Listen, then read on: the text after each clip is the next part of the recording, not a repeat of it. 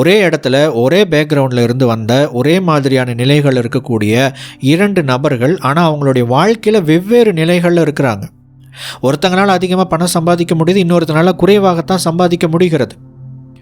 அப்போ காரணம் என்ன அப்படின்னா, இப்போ இவர் என்ன பண்ணலாம் அப்படின்னா, குறைவாக பணம் சம்பாதிக்கிற நபர் அதிகமாக பணம் சம்பாதிக்கிற நபரை பார்த்து இவர் என்ன செய்கிறாரு வித்தியாசமாக, நான் செய்கிறத விட இவர் என்ன செய்கிறார், நான் யோசிக்கிறத விட இவர் என்ன மாற்றி யோசிக்கிறார் அப்படின்னு அவர் அதை கற்றுக்கொள்ள விரும்ப வேண்டும். இதுதான் முதல் படிங்க. பேசிக் ஸ்டெப் என்னன்னா லேர்னபிலிட்டி. கற்றுக்கொள்ளுதல் கூட இல்லை, லேர்னபிலிட்டி, லேர்னிங் ப்ளஸ் எபிலிட்டி. கற்றுக்கொள்ளக்கூடிய தகுதி, திறன் இருக்க வேண்டும், கற்றல் திறன் இருக்க வேண்டும். இந்த கற்றல் திறன் என்பது மிக அடிப்படையானது. கற்றுக்கொள்ளுதல் பற்றி நாங்கள் சொல்ல வரல. நீங்கள் ஒரு வீடியோ பார்க்குறீங்க, ஒரு நபர் கூட பேசுகிறீங்க, அது இங்கே முக்கியம் கிடையாது. நீங்கள் அப்சர்வ் பண்ணுறீங்களா, எப்படி அப்சர்வ் பண்ணுறீங்க, அவர் சொல்கிற கருத்துக்களை நீங்கள் எப்படி இன்டர்பிரிட்டேஷன், வியாக்கியானம் செய்து கொள்கிறீர்கள், இதுதான் முக்கியம்.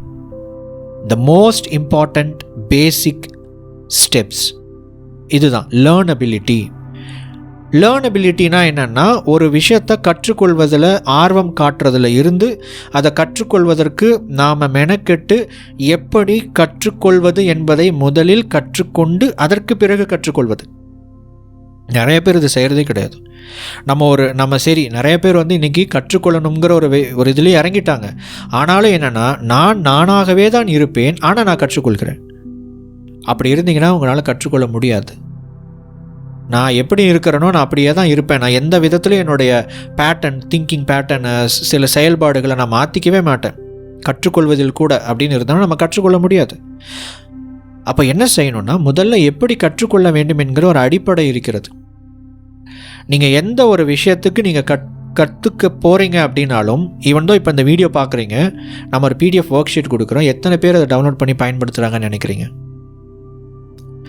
ஒரு 10,000 பேர் பார்க்குறாங்கன்னா 10,000 பேரும் அதை டவுன்லோட் பண்ணி பார்க்குறாங்கன்னு நினைக்கிறீங்களா? அதை மெனக்கட்டு எழுதுகிறாங்கன்னு நினைக்கிறீங்களா?